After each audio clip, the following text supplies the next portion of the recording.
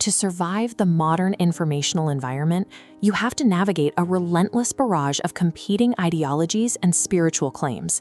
Every day brings a new wave of gurus, viral theologies, and appealing philosophies demanding your attention and your trust. The writer of 1 John addressed a very similar environment with a blunt directive: do not believe every spirit. He instructed his readers to aggressively test the spirits to see if they actually originate from God. The danger he warns about isn't an obvious, cartoonish villain. False prophets deploy highly sophisticated tactics.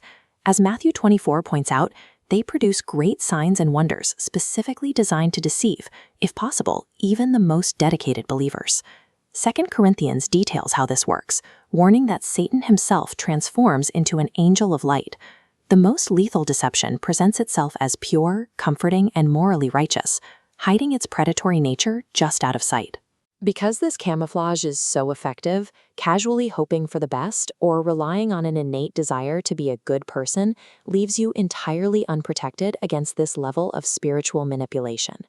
When falsehood perfectly mirrors truth, your emotional intuition will fail you. Navigating this space requires a rigid, objective protocol for evaluation. The instruction to test the spirits establishes a mandatory audit, requiring a direct comparison between a speaker's claims and the objective truth of Scripture. This diagram shows the first step in that audit, the Christological test. Every incoming message must be interrogated to determine its ultimate source and allegiance. As we follow the flowchart, we see the passing criteria. A verified message explicitly confesses that Jesus Christ has come in the flesh, aligning tightly with the historical and physical reality of the incarnation. Any spirit that fails this test falls into the dead end node. 1 John identifies this as the spirit of the Antichrist, a failure of the entire system, regardless of how aesthetically pleasing the message might sound. This specific test acts as an immediate grounding anchor. It bypasses the emotional high a speaker might generate and strikes directly at the theological core of their argument. Because the identity of Christ is the bedrock of Christian theology, an error at this level compromises the entire structure. If the source is a spirit of error, the advice and wisdom built on top of it inherit that same corruption. The second step is evaluating the evidence of fruit. While a speaker's internal motives are completely hidden, the long-term, visible outcomes of their influence are impossible to conceal. Matthew chapter 7 lays out clear agricultural logic. You cannot gather grapes from thorn bushes or figs from thistles.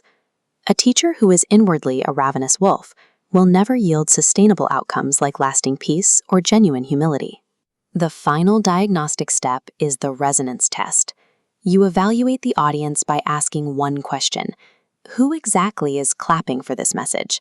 Falsehood speaks the native language of the world. Because the delivery and the content match secular values so perfectly, the broader world eagerly embraces and amplifies it. Contrast that worldly applause with the believer's built-in defense mechanism. In the Gospel of John, Jesus notes that his sheep hear his voice and they follow him. They possess a specific ability to recognize and resonate only with the authentic voice of the shepherd. True discernment requires actively ignoring a message's virality and popularity. You isolate the claim, examine the behavioral wreckage or growth it leaves behind, and check its frequency against the voice of the shepherd. Applying these tests shifts the focus away from external threats and places the responsibility squarely on the internal development of the believer. Hebrews chapter 5 establishes that living on a diet of passive acceptance, believing every spiritual claim at face value, keeps a person trapped in a state of vulnerable spiritual infancy. This diagram illustrates spiritual adulthood in action. Reaching full age requires the rigorous, repetitive exercising of the senses. Over time, that constant practice builds a mental reflex, allowing the believer to automatically filter and sort good from evil. Neglecting this exercise carries severe consequences. Without a highly trained filter, a believer's love becomes blind. Their natural empathy gets hijacked and weaponized by the very deceptive forces they failed to test. While the environment is densely packed with highly convincing counterfeits, the believer is never left defenseless.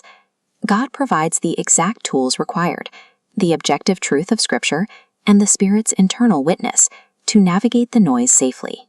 By consistently running every claim through this protocol, a believer builds a reflexive defense. This process ensures they remain grounded in truth, even when encountering the most sophisticated imitations.